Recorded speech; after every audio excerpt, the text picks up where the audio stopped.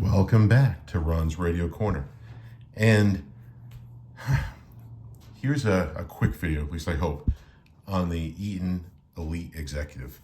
So I bought this maybe a week or so ago and had actually I did shoot a video, but decided I didn't like the way it came out. I tried to be very dramatic and put all these different shortwave radios one after the other, and then say that I was digging myself in deeper and had purchased this one. And decided that I thought I was spending way too much time on the dramatic part and not enough time to talk about the radio itself. So I shelved that. But the reason I want to shoot a video on this today, and hopefully a quick video on this today, is simply because I purchased this after just doing a bit of digging. And this comes down to, and I'll sneak this guy into the shot. This comes down to the video I put out about the ATS-20 Plus, where my feelings are, it does an awful lot, and it's a neat little package, but it's got a bit of a learning curve. And it might be a great radio for people who are already a bit passionate about shortwave and would enjoy the challenge of playing around with this radio, or the fun of playing around with this radio. But if you're not someone who's going to be passionate about it, you may find it a bit frustrating, and that might actually keep you from building on your interest. It's a little bit like if you have someone who's playing a musical instrument, you don't necessarily go out and buy them the best guitar ever if they're going to play guitar, but there is a point if you buy a guitar that's not as capable as other guitars that you'll lose interest because the instrument itself kind of limits you. That might be unfair to say about this, but there you go. So I had thought to myself that I would love to get a analog shortwave radio, because I really do like the XH Data D219, and was looking at, I think it was a Texan analog model, and the price point on it was somewhere around 60, which I didn't want to spend.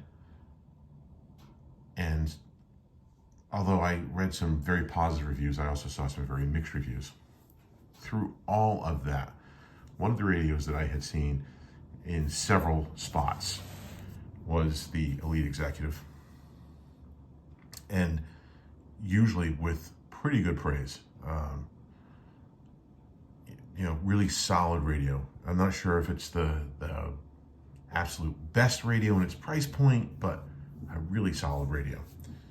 But it's a radio that I think on Amazon goes for something like $179, and the prices fluctuate. Maybe you might see it for $149 or something, but it's rather an expensive radio. And just in my searching, I was suddenly seeing where this was showing up on eBay listings, brand new in a box, or represented as brand new in the box, for somewhere around $60. I mean, I saw some cheaper, but they would have shipping, and by the time you factor in the shipping, it was roughly $60. I saw other ones that were like $59 with free shipping, somewhere around $60. And I was really, really intrigued how in the world a radio that has a retail price much, much higher than that was being sold new at such a low price. Then I noticed that there was a link, something that was coming up in my Google searches for Amazon, but it would just come up as like mini shortwave radio. And I clicked on it, and sure enough, it was the Elite Executive. I read some of the reviews that were there, and they were like, this is the real deal. It's not refurb, it's in great shape, it's brand new in the box. I've had very good luck for the most part of buying things off of Amazon and then returning them if I had a problem. So I said, I'm going to take a shot. And it was, at that time, it was $55. When I look today at the same link, it's actually a little bit less now. It's like under 50. So I said, I'm going to do a very quick video on this. I don't do any of the affiliated stuff. I'm not going to get anything back from anybody. But if you have an interest, buyer beware.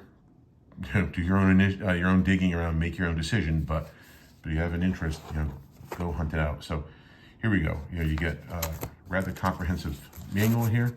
One of the things I've read is this is a radio that you probably are going to need this manual. There's an AC adapter there, which I have yet to use, and then the radio itself, which I will awkwardly try to get out of the box. And so full honesty here. I have had the radio out of the box. I put batteries in it. I've used it. I've experimented with shortwave and AM and FM, and my thoughts on this is it's a really nice radio. It does a really good job of picking up AM and FM. Very selective. I mean, I've pulled in lots of stations very easily with this. I don't think the sound quality for this radio is as good as, and unfortunately I don't have it here in easy reach. I don't think the sound quality is as good as, let's say, my CC Radio Solar, which I think has, considering how small that radio is, it's got a tremendously nice sound to it. But it sounds decent. I actually took this on a little mini vacation and didn't use it to listen to shortwave, but did use it to listen to NPR and maybe some music. And as a travel radio, it sounded good, but two, it did a great job of pulling in stations. I actually pulled in some NPR stations, and when they gave the announcement of what the station was in the area that it covered, they also talked about the other NPR stations in the state, and I realized that I was actually not listening to the one that was closest to me, and yet the radio had no problems picking it up, and it was nice and clear with no real static. So this is not a video where I'm going to walk through all the features. I would say if you have any interest in this radio, go find some of the other reviews for it. I know Todabert has done a review on this.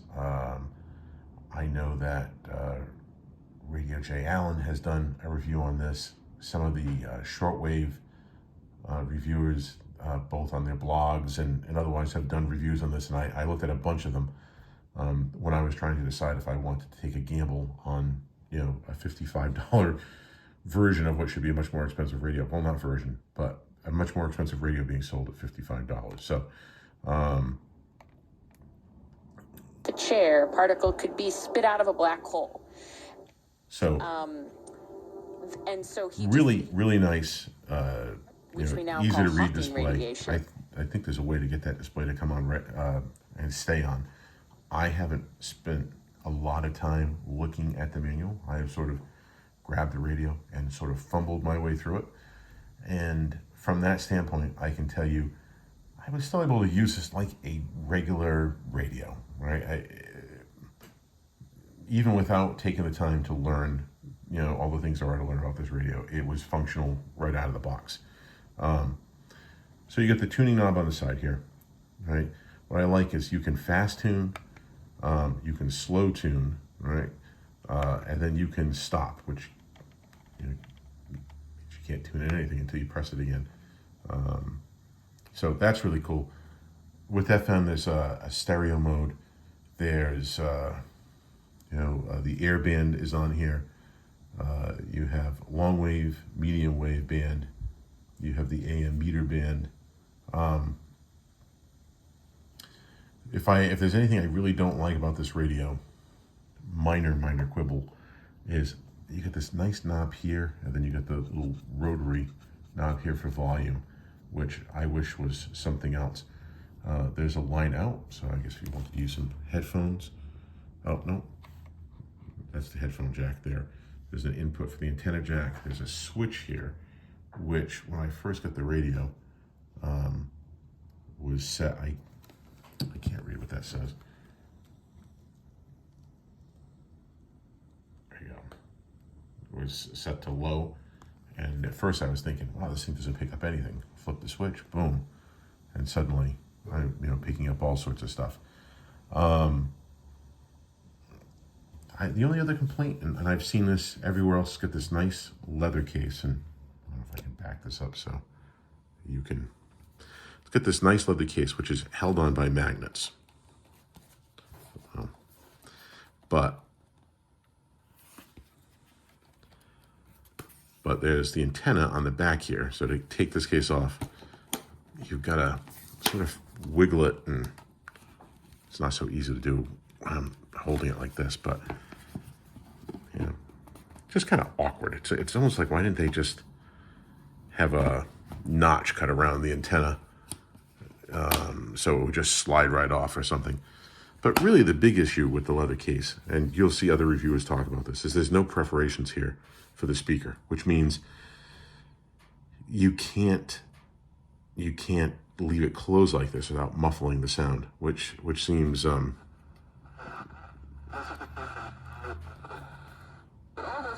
hard labor. We're literally in the mud. Which seems a little, I don't know, like poor design. Also, with the case on, using the radio, the antenna, and sitting it down someplace, it is sort of awkward. There is a stand on the back here that kind of prop the radio up, but obviously can't use it with the case, and the case doesn't really provide that sort of functionality on its own. At first I thought it might be a bit like, I have one of those Amazon tablets, and I've gotten the Amazon case for it, and that case folds over the screen, but then you can kind of fold it back and use it to kind of prop itself up. I thought, oh, maybe that's what the design is for this, but it doesn't really seem to be the case. The antenna is sort of a unique thing here because, it lies across flat like that and clips in there. But, when you swing it out, it's actually got another hingeable point here. So you could do that with it. You can also kind of do that with it. So, it's very easy to sort of position that antenna in lots of different ways, except you really can't sit it flat on the table because the antenna sort of gets in the way. The little stand comes in handy, but again, then what's the purpose of the case? So,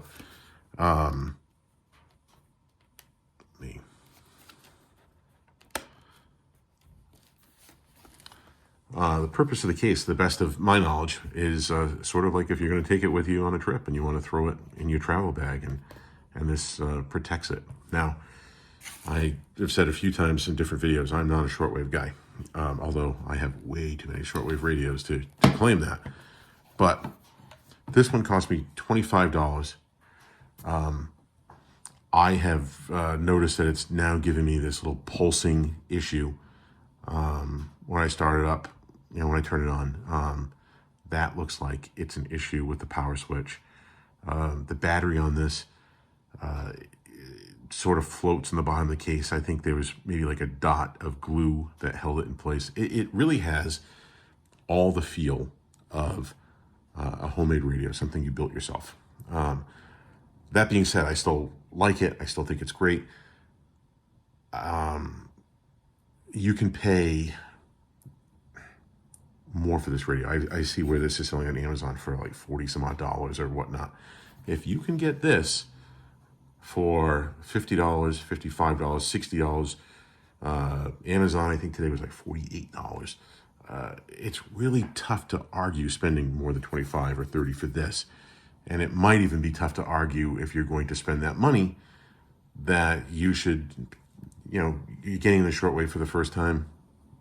I don't know. Maybe you should go with this. If you're going to spend $25, $30, maybe, unless you can't, spend the extra money and get a radio that's got really good reviews from a lot of different people that I think are good sources of information. And I think it's a very capable radio. It's those magnets. It's a radio where you got the keypad, so you can punch in a specific shortwave station versus this radio where you're literally jumping from band to band to band to band, and then using this wheel to slowly scroll, until you get to the station you want. This has got a whole bunch of memory presets. It's, I'm actually pretty impressed with the sound of this, considering what it is. But it's got a decent sound, and it's very, very selective. And it's a well-known name, and and it feels like a radio that was put together by a company that wants you to have a finished package. So if you're someone who has an interest in shortwave already, and you have something like the XH Data D219, but you'd like something a little more sophisticated, or maybe you have something a little more sophisticated, something in that $40, $50 price point, and you're thinking that you'd like something even better than that, this might be worth checking out. It's particularly, it might be worth checking out if you can find it, and you're comfortable with purchasing it off of Amazon or maybe off of eBay. If I can get this video up quickly enough, I will put the Amazon link that I found. Again, I've shied away from doing that because I'm not trying to push a product. I don't have any affiliated links. I don't want to have a problem down the road. But at this price point,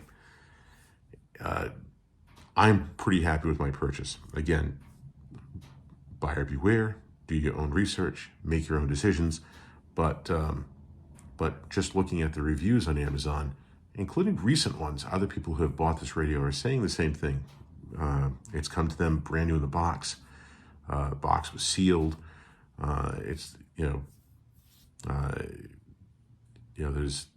They're confident that they've purchased an Eton Elite Executive that's new, not refurbished, not used, not. So we'll leave it at that as we hit a little over the 17-minute mark. It's the Eton Elite Executive, and go check one out. Thanks for watching.